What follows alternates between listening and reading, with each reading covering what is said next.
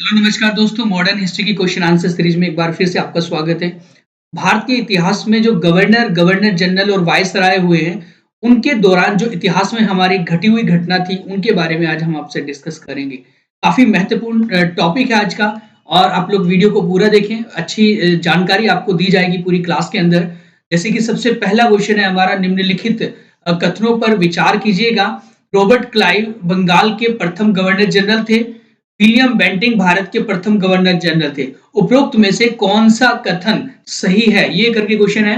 तो क्या Robert Clive Bengal के पहले गवर्नर जनरल थे? जी नहीं, बिल्कुल। विलियम बेंटिंग भारत के फर्स्ट गवर्नर जनरल थे। जी हाँ, जो 1833 के चार्टर एक्ट के तहत भारत के पहले गवर्नर जनरल बने थे। तो ऑप्शन नंबर 20 का सही आंसर जाएगा, केवल सेकंड ऑप्शन राइट है। और देख, जैसे कि मैं बात करूं कि क्वेश्चन पूछा जाता है कि बंगाल के अंदर अंग्रेजों के द्वारा जो पहला गवर्नर नियुक्त किया गया था वो किसको किया गया था? तो रॉबर्ट क्लाइव बंगाल के जो पहले गवर्नर थे। रॉबर्ट क्लाइव बंगाल के पहले गवर्नर थे, जो 1765 ईस्वी में 1757 ईस्वी के अंदर भारत के या बंगाल के अंदर पहले गवर्नर जनरल बनाए गए थे 1757 में, रॉबर्ट क्लाइव। उसके बाद नंबर सेकंड की मैं बात करूं, बंगाल के जो फर्स्ट गवर्नर जनरल थे वो थे वॉरेन हेस्टिंग्स। बंगाल के first governor general Warren Hastings. अब ये आप कहोगे जी, बंगाल के फर्स्ट गवर्नर कौन थे? तो वो रॉबर्ट क्लाइव थे। और बंगाल के फर्स्ट गवर्नर जनरल कौन थे? तो वॉरेन हेस्टिंग्स थे। 1774 में वो बंगाल के फर्स्ट गवर्नर जनरल बने थे, रेगुलेटिंग एक्ट 1773 के तहत। अगर बात आती है कि भारत के फर्स्ट गवर्नर जनरल कौन थे, तो विलियम बेंटिंग थे। विलियम बेंटिंग भारत के फर्स्ट गवर्नर जनरल थे। तो विलियम बेंटिंग का जो टाइम पीरियड था वो 1833 में था। अगर बात आती है कि भारत के फर्स्ट वायसराय कौन थे, भारत के फर्स्ट वायसराय कौन थे, तो Lord Canning. Lord Canning Bharat के फर्स्ट वायसराय थे। अब इनका टाइम पीरियड क्या था, वो कब से स्टार्ट हुए थे या कब से गद्दी पर बैठे थे? तो 1857 की क्रांति के बाद 1858 में फर्स्ट वायसराय भारत में बने लॉर्ड कैनिंग। अगर बात आती है कि भारत के अंतिम गवर्नर जनरल या भारत के अंतिम वायसराय कौन थे, तो आपका आंसर लगेगा लॉर्ड माउंटबेटन। लॉर्ड माउंटबेटन ये लास्ट वायसराय थे जो 1947 में इंडिया में वायसराय बने थे और 1948 तक ये भारत में रहे थे। और ये स्वतंत्र भारत के पहले गवर्नर जनरल भी थे। और अगर स्वतंत्र भारत के first and last Indian governor general पूछा जाए तो आपका आंसर क्या लगेगा? तो नंबर 6 की अगर मैं बात करूं तो ये रहेंगे हमारे सी राजगोपालाचारी। राजगोपालाचारी। तो ये हमारे भारतीय पहले गवर्नर जनरल और अंतिम गवर्नर जनरल जनरल थे स्वतंत्र भारत के। तो एक बार फिर से मैं रिपीट कर दूं कि बंगाल के first governor Robert Clive, Bengal के first governor general Warren Hastings, Bharat के first governor general William Bentinck और लॉर्ड कैनिंग भारत के फर्स्ट वायसराय थे और लॉर्ड माउंटबेटन अंतिम वायसराय थे। और स्वतंत्र भारत के फर्स्ट गवर्नर जनरल भी लॉर्ड माउंटबेटन थे। और सी राजगोपालाचारी स्वतंत्र भारत के पहले और अंतिम भारतीय गवर्नर जनरल थे। और उनके बाद 24 जनवरी 1950 को भारत का पहला राष्ट्रपति नियुक्त कर दिए गए थे। और किनको किया गया था? तो वो आप सभी को पता है, डॉक्टर राजेंद्र प्रसाद जी को। डॉक्टर राजेंद्र प्रसाद जी को भारत का फर्स्ट प्रेसिडेंट बनाया गया था। इन सारे ये जो भारत के सुप्रीम पावर रही है उनके बारे में अभी हमने आपको बता दिया गया है। और अगला क्वेश्चन देखते हैं क्या है हमारा। लॉर्ड वेलेस्ली की सहायक संधि को स्वीकार करने वाला पहला मराठा सरदार कौन था? तो क्या बाजीराव सेकंड था, रघुजी भोसले थे, दौलत राव सिंधिया थे, उपरोक्त में से कोई नहीं थे? तो सही आंसर आपका लगेगा कि पेशवा बाजीराव जो थे वो भारत मतलब लॉर्ड वेलेस्ली की सहायक संधि को स्वीकार करने वाले पहले मराठा थे। और इन्होंने 1802 में 1802 के अंदर बसीन की संधि, आपने कभी सुना होगा इतिहास के अंदर बसीन की संधि हुई थी और इसी संधि को स्वीकार कर लिया था और अधीनता स्वीकार कर ली गई थी अंग्रेजों की। ये बाजीराव सेकंड थे। अगला क्वेश्चन है, कलकत्ता में एशियाटिक सोसाइटी की स्थापना के समय बंगाल के गवर्नर जनरल कौन थे? बहुत अच्छा क्वेश्चन है। एशियाटिक सोसाइटी की स्थापना कब हुई थी? ये करके क्वेश्चन आ जाता है हमारे भारत के अंदर। तो मतलब हमारे क्वेश्चन के अंदर तो 1784 के अंदर एशियाटिक सोसाइटी की स्थापना हुई। पहले तो मैं आपको ये बता दूं। और उस समय भारत के अंदर कौन गवर्नर जनरल थे? तो बंगाल के गवर्नर जनरल हुआ करते थे Lord Warren Hastings. Warren Hasting का जो टाइम पीरियड था वो 1774 से स्टार्ट होता है और 1785 तक टाइम पीरियड है वॉरेन हेस्टिंग का। और यही एशियाटिक सोसाइटी की स्थापना के समय बंगाल के गवर्नर जनरल थे। अगला क्वेश्चन है हमारा, निम्नलिखित में से कौन सा एक युग सुमेलित नहीं है? ठगी प्रथा के दौरान भारत में जो गवर्नर जनरल थे वो कौन थे? विलियम बेंटिंग थे। जो इल्बर्ट बिल आया था वॉरेन हेस्टिंग्स के टाइम पर आया था। रिंग फेज की नीति रिपन ने चलाई थी और vernacular press act Lord Curzon के टाइम पर था। तो इनमें से कौन सा सुमेलित नहीं है? तो ऑप्शन नंबर आपका जाएगा डी। डी इसमें से सही नहीं है क्योंकि वर्नाकुलर प्रेस जो एक्ट आया था वो लॉर्ड लिटन के टाइम पर आया था। लॉर्ड लिटन के टाइम पर आया था भारत के अंदर। लॉर्ड लिटन के टाइम पर ये आया था। और कब आया था? 1878 के अंदर। 1878 में यहाँ पर वर्नाकुलर प्रेस एक्ट आया था लॉर्ड लिटन के टाइम पर। नहीं तो ठगी प्रथा विलियम बेंटिंग के टाइम पर थी, इल्बर्ट वॉरेन हेस्टिंग्स के टाइम पर था और रिंग फेज की नीति रिपन के टाइम पर चली थी इंडिया के अंदर। अगला क्वेश्चन है, निम्नलिखित में से कौन भारत का एकमात्र यहूदी वायसराय था? देखो अंग्रेज अलग है, क्रिश्चियंस होते हैं, ये यहूदी की बात की जा रही है। तो भारत में केवल एकमात्र यहूदी वायसराय हुआ करता होते थे या हुए हैं भारतीय इतिहास के अंदर। तो उनका नाम था लॉर्ड रीडिंग। और लॉर्ड रीडिंग का जो टाइम पीरियड था वो 1921 से 1926 के टाइम पीरियड में था। आपने सुना भी होगा कि 1919 का जो एक्ट आया था इंडिया के अंदर तो वो लॉर्ड चेम्सफोर्ड चेम्सफोर्ड के टाइम पर आया था। चेम्सफोर्ड और चेम्सफोर्ड के बाद जो भारत के वायसराय बने थे वो लॉर्ड रीडिंग बने थे। ठीक है, तो अगला क्वेश्चन है हमारा, निम्न इनमें से किस गवर्नर जनरल ने सबसे पहले पृथक निर्वाचन प्रणाली मंडल की व्यवस्था मुसलमानों के लिए की गई थी? तो कहने का मतलब मेरा यह है कि जो पहली बार मुसलमानों के लिए सेपरेट इलेक्टोरल सिस्टम चलाया था वो किस गवर्नर जनरल के टाइम पर चला था? तो लॉर्ड मिंटो के टाइम पर चला।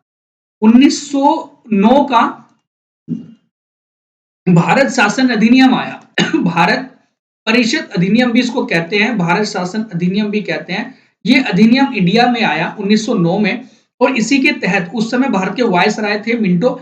और इसे मिंटो मोरले सुधार भी कहा जाता है ना। लॉर्ड मिंटो को भारत में सांप्रदायिक निर्वाचन प्रणाली का जनक भी कहा जाता है। सांप्रदायिक निर्वाचन प्रणाली का जनक भी कहा जाता है। तो इन्हें जनक क्यों कहा जाता है? क्योंकि इन्हीं के द्वारा भारत में पहली बार एक जो जातिवाद एक निर्वाचन प्रणाली शुरू की गई थी वो लॉर्ड मिंटो ने करी थी और मुसलमानों के लिए सबसे पहली बार कर दी गई थी 1909 के अधिनियम के तहत। इसीलिए लॉर्ड मिंटो को भारत में सांप्रदायिक निर्वाचन प्रणाली का जनक भी कहा जाता है ना, father of separate electoral system. भारतीय इतिहास पुरातात्विक सर्वेक्षण की स्थापना जिसे हम लोग कहते हैं आर्कियोलॉजिस्ट जो एक सर्वे ऑफ इंडिया है ASI है हमारा, तो इसकी स्थापना जो हुई हमारे भारत के अंदर वो किसके टाइम पर हुई? तो ये सही आंसर जाएगा आपका लॉर्ड कर्जन के टाइम पर हुई। 1901 के अंदर इसकी स्थापना हुई थी और लॉर्ड कर्जन का टाइम पीरियड क्या था? 1899 टू 1906 तक ये टाइम पीरियड था लॉर्ड कर्जन का। और 1901 में हमारे भारत के अंदर भारतीय पुरातात्विक सर्वेक्षण विभाग की स्थापना हुई थी और भारतीय पुरातात्विक सर्वेक्षण विभाग के जनक भी किसे कहा जाता है? लॉर्ड कर्जन को कहा जाता है। अगला क्वेश्चन है हमारा, सुमेलित कीजिएगा, इसमें सही उत्तर का चयन कीजिएगा। ये करके क्वेश्चन पूछा हुआ है कि प्रेस से प्रेस पर प्रतिबंध हटाया था किसके द्वारा? फिर विभाजन हुआ था, बंगाल का विभाजन किसके टाइम पीरियड में हुआ था? बंगाल में दोहरा शासन किसके टाइम में लगा था? और अंग्रेजी शिक्षा किसके टाइम में भारत? ये बहुत अच्छा क्वेश्चन है। कई बार हमारे एक मॉडर्न हिस्ट्री से संबंधित इस प्रकार के क्वेश्चन एग्जाम में आते हैं। तो प्रेस पर से जो प्रतिबंध हटाया गया था वो हटाया गया था चार्ल्स मैटकॉफ को। और चार्ल्स मैटकॉफ को ही भारतीय प्रेस के मुक्तिदाता के नाम से भी जाना जाता है। ठीक है, बंग भंग जो हुआ था, बंगाल का विभाजन हुआ था, वो लॉर्ड कर्जन के टाइम पीरियड में हुआ था, ये तो आप जानते होंगे। बंगाल में दोहरा शासन जो लगा था वो किसने लगाया था? तो दोहरा शासन लगा था रॉबर्ट क्लाइव के द्वारा। ठीक है जी। उसके बाद अंग्रेजी शिक्षा जो थी वो लॉर्ड विलियम बेंटिंग के टाइम पर आई थी। सुना होगा कि बंगाल में जो दोहरा शासन लगा था वो रॉबर्ट क्लाइव ने लगाया था, लेकिन वॉरेन हेस्टिंग्स ने उसको हटाया था। ठीक है, ये करके क्वेश्चन आ जाता है। इसमें सही आंसर है, मिलान कीजिएगा, फर्स्ट का हमारा सी है, सेकंड का डी है। ठीक है, ऑप्शन नंबर हमारा ए। ठीक है, तो इतना हमने ध्यान रखना है। अगला क्वेश्चन है, इल्बर्ट बिल विवाद किससे संबंधित था? ये करके क्वेश्चन है, बहुत महत्वपूर्ण क्वेश्चन है हमारा। और इल्बर्ट बिल कब आया था, ये भी क्वेश्चन आ जाता है एग्जाम के अंदर। तो क्या भारतीय द्वारा हथियार लेकर चलने पर कुछ प्रतिबंधों पर का लागू किया जाना था? भारतीय भाषाओं में प्रकाशित होने वाले समाचार पत्रों और पत्रिकाओं पर प्रतिबंध लागू किया जाना था। यूरोप के लोगों के मामले की सुनवाई करने के लिए भारतीय न्यायाधीशों पर लगाई गई अयोग्यता को हटाया जाना था, या आयातित सूती तो आयात होने वाले सूती कपड़े पर लगाया गया शुल्क था वो हटा दिया गया था? नहीं। तो इसमें सही आंसर है हमारा ऑप्शन नंबर सी। यूरोप के लोगों के मामले में सुनवाई करने के लिए भारतीय न्यायाधीशों पर एक प्रतिबंध था कि भारतीय न्यायाधीश जो थे भाग नहीं ले सकते थे उस टाइम पे जिस समय यूरोप के लोगों के लिए सुनवाई होती थी। तो यहाँ पर भारतीय जो न्यायाधीश पर जो ये रोक थी उसको हटा दिया गया था, और अब इक्वल बराबर एक समानता दी गई थी कि भारतीय न्यायाधीश हो या फिर अंग्रेजी न्यायाधीश हो, अगर यूरोप के लोगों की सुनवाई होगी तो उसमें भारतीय न्यायाधीश भी शामिल होंगे। तो इल्बर्ट बिल जो था वो 1883 के अंदर भारत में इंट्रोड्यूस हुआ था, आया था। ये भी क्वेश्चन आ जाता है ना। अगला क्वेश्चन है, भारत में स्थानीय स्वायत्तता संस्थाएं, या हम लोग ये कहते हैं self local government, self local government जो है हमारे भारत में, ठीक है, इसके जनक किसे कहा जाता है, या फिर ये प्रारंभ किसके द्वारा की गई थी, जिसे कहते हैं स्थानीय स्वशासन की शुरुआत 1882 में किसके टाइम में हुई थी? तो लॉर्ड रिपन के टाइम, लॉर्ड रिपन। इसलिए लॉर्ड रिपन को स्थानीय स्वशासन का स्वर्णिम काल का जनक भी कहा जाता है।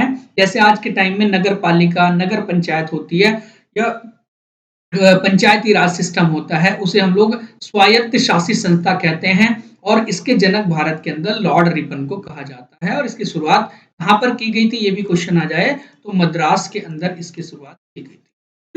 अगला क्वेश्चन है हमारा, किस वायसराय की हत्या अंडमान निकोबार द्वीप समूह में हुई थी जब वे भ्रमण करने के लिए वहां पर गए थे, और एक दंडित अपराधी ने, जिसको एक अपराध में पकड़ा हुआ था, दंडित किया गया था, या फिर उसको एक सजा सुनाई गई थी, उस व्यक्ति ने उस वायसराय की हत्या वहां पर कर दी थी, और उस वायसराय का नाम था लॉर्ड मेयो।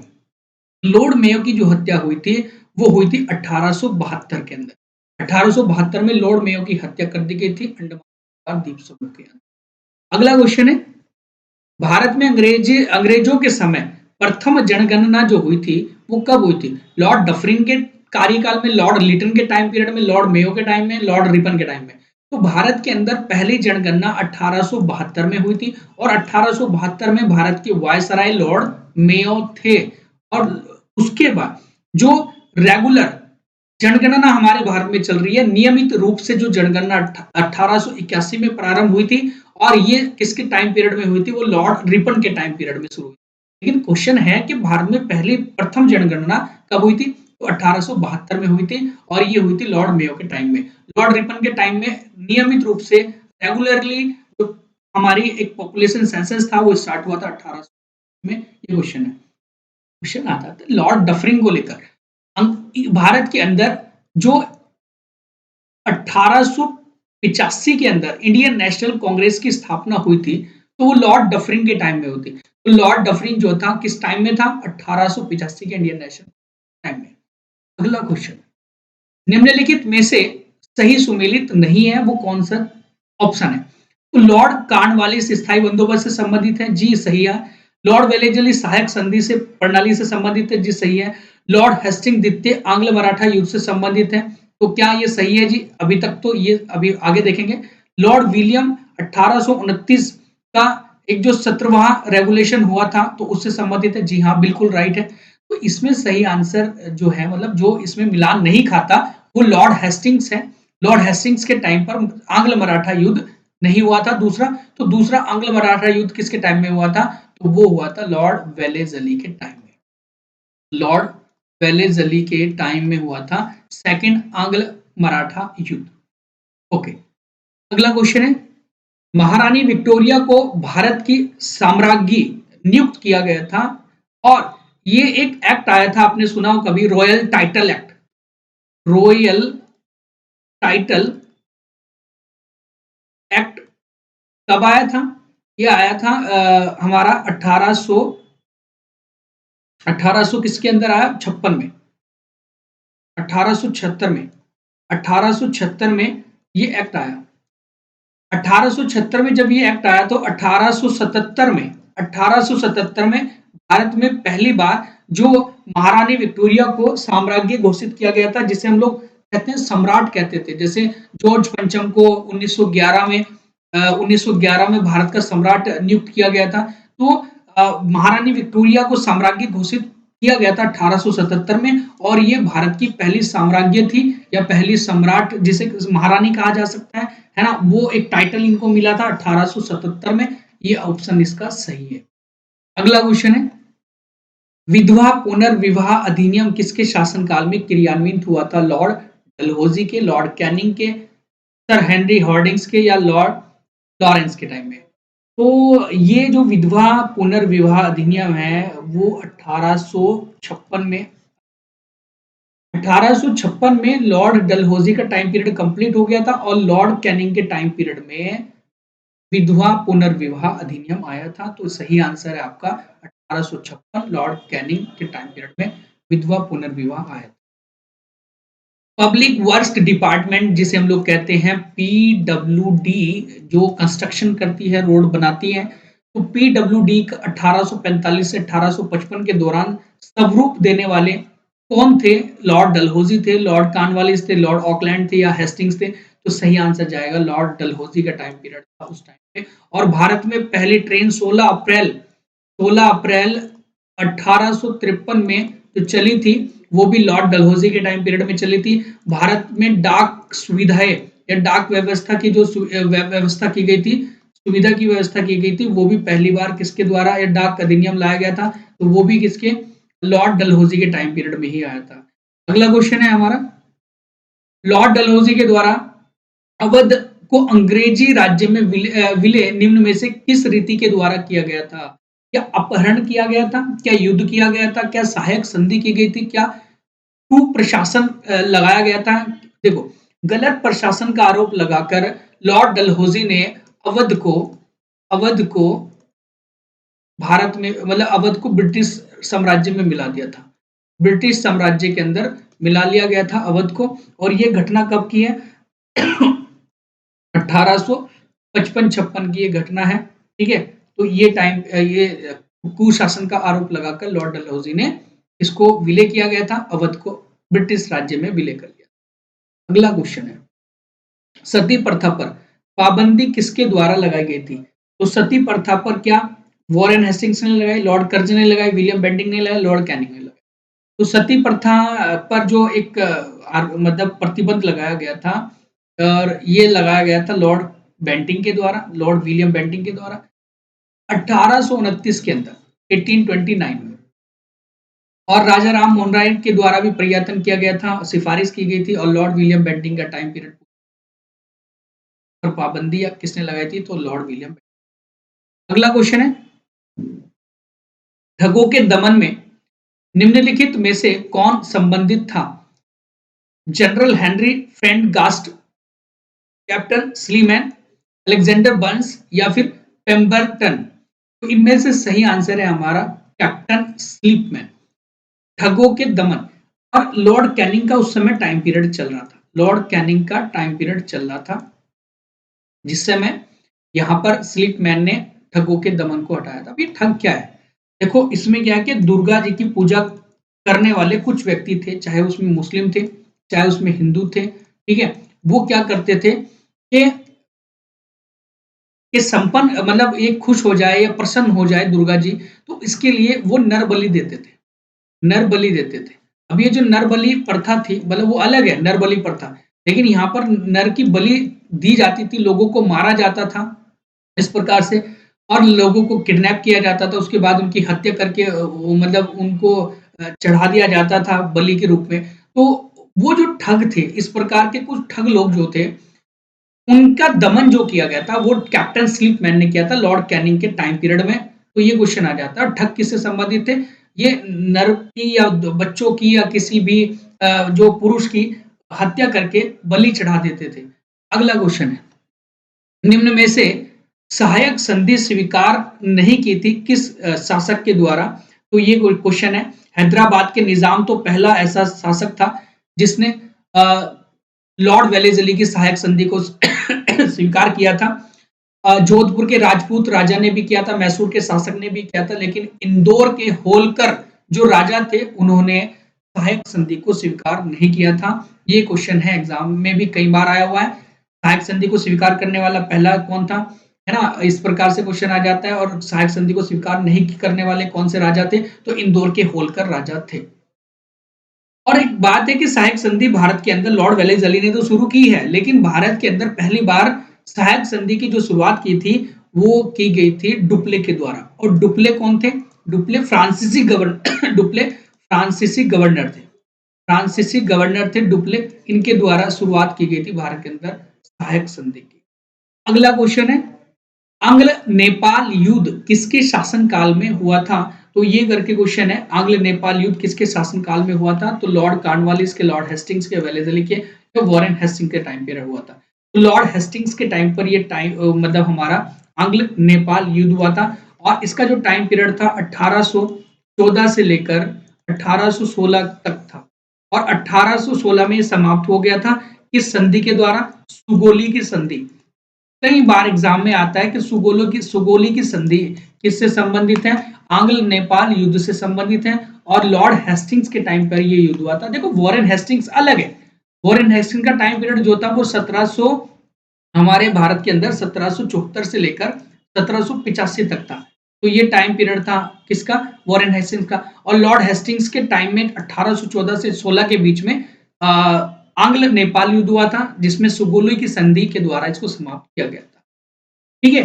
तो एक क्वेश्चन आपसे है कि जो भारत के अंदर पहले जो गवर्नर जनरल थे विलियम बेंटिंग, इनके टाइम पीरियड में एक विधि आयोग की स्थापना हुई थी, विधि आयोग की। तो विधि आयोग की स्थापना भारत के अंदर कब हुई थी? इसका आंसर आप हमें कमेंट बॉक्स में दे सकते हैं कि विधि आयोग की स्थापना कब हुई थी भारत के अंदर, मतलब ब्रिटिश टाइम पीरियड में।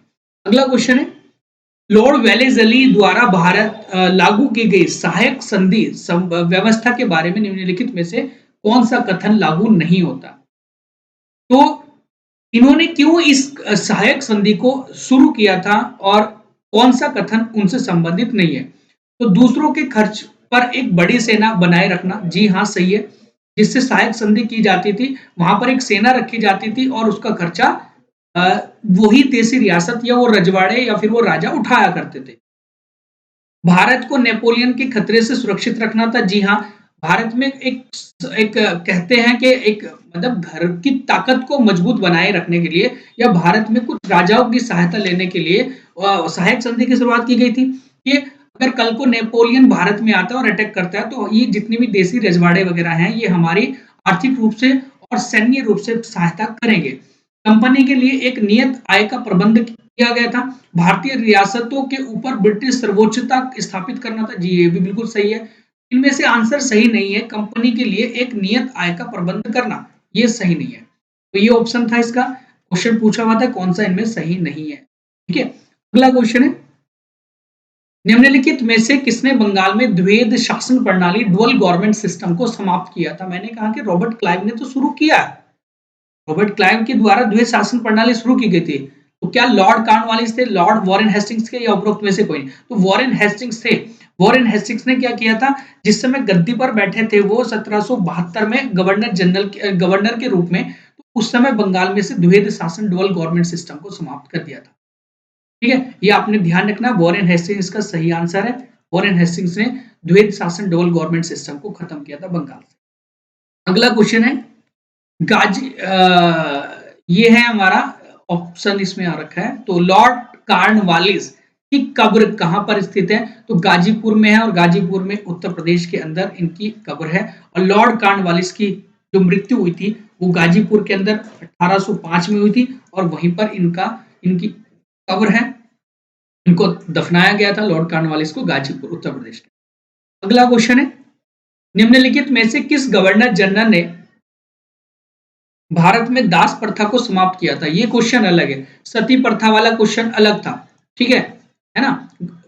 दास प्रथा अलग है, सती प्रथा अलग है। तो दास प्रथा को समाप्त किसने किया था? क्या लॉर्ड कार्नवालिस ने किया था, लॉर्ड एलन बरो ने किया था, लॉर्ड जॉन सॉर ने किया था, लॉर्ड विलियम बेंटिंग ने किया था? तो आंसर आपका जाएगा लॉर्ड एलन बरो को। लॉर्ड एलन बरो को ही दास प्रथा का जनक भी कहा जाता है, उन्मूलन का जनक भी कहा जाता है। दास प्रथा उन्मूलन, उन्मूलन का मतलब होता है समाप्त करना, एबोलिश्ड करना उसको, ठीक है। तो लॉर्ड एलन बरो जो थे इन्होंने समाप्त किया था दास प्रथा। तो इस प्रकार से ये हमारे महत्वपूर्ण क्वेश्चन थे गवर्नर जनरल और वायसराय से संबंधित। इसके अलावा क्वेश्चन मैंने आपको स्टार्टिंग में बता दिया गया था, भारत के फर्स्ट गवर्नर जनरल, लास्ट अंतिम गवर्नर जनरल इत्यादि सब कुछ, ठीक है। लेकिन यहाँ पर एक क्वेश्चन है आपसे, 1857 की क्रांति के टाइम पर बंगाल ने भारत के जो 1857 की क्रांति के टाइम पर भारत के गवर्नर जनरल कौन थे? तो आपका आंसर क्या लगेगा? Lord Canning. लॉर्ड कैनिंग ये गवर्नर जनरल थे 1857 की क्रांति के टाइम पे। लॉर्ड डफरिन 1885 के इंडियन नेशनल कांग्रेस पार्टी के गठन के टाइम पर थे लॉर्ड डफरिन, ठीक है, लॉर्ड डफरिन। एक क्वेश्चन आ जाता है कि जिस समय दिल्ली दरबार लगा 1911 में, उस समय बंगाल के भारत के गवर्नर जनरल या वायसराय कौन थे? तो Lord Hardinge second, Hardinge second, Lord Hardinge second जो थे वो उस समय 1911 में दिल्ली दरबार के टाइम पर भारत के वायसराय थे। क्वेश्चन है जो गांधी इरविन समझौता हुआ था उस समय वायसराय कौन थे? तो लॉर्ड इरविन जो थे वो भारत के वायसराय थे, गांधी इरविन समझौता, ठीक है। इसके अलावा क्वेश्चन ये भी पूछ लिया जाता है कि जिस समय अगस्त प्रस्ताव इंडिया में आया था या फिर द्वितीय सेकंड वर्ल्ड वार स्टार्ट हुआ इंडिया के मतलब पूरे वर्ल्ड में और इंडिया पर उसका एक विशेष प्रभाव पड़ा था, तो उस समय भारत के वायसराय कौन थे? लॉर्ड लिन लिथगो। लॉर्ड लिन लिथगो 1940 के टाइम पर अगस्त प्रस्ताव के दौरान या फिर सेकंड वर्ल्ड वार प्रारंभ होने के टाइम पर 1939 में भारत के वायसराय हुआ करते। तो ये थी आज की महत्वपूर्ण क्लास जो आपके एग्जाम के लिए एक महत्वपूर्ण एक विशेष योगदान देगी। अगर आप लोग इस पूरी वीडियो को देखोगे तो बड़ी एक जरूरी सहायक वीडियो रहेगी आपके एग्जाम के लिए। And thank you so much.